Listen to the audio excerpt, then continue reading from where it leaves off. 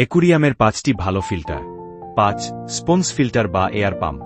Sponge filter ছোট মাছ জেম Moli guppy প্লাটির জন্য খুব উপকারী, কিন্তু বড় ট্যাঙ্কে এটা যথেষ্ট নয়।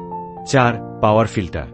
কম বাজেটে বড় ট্যাঙ্কের জন্য খুব ভালো, এটি পানি পরিষ্কার করার জন্য খুব উপযুক্ত, কিন্তু ছোট মাছ এটার ফ্লো সহ্য করতে পারে না, তাই বড় মাছের জন্য এটা ব্যবহার করা ভালো।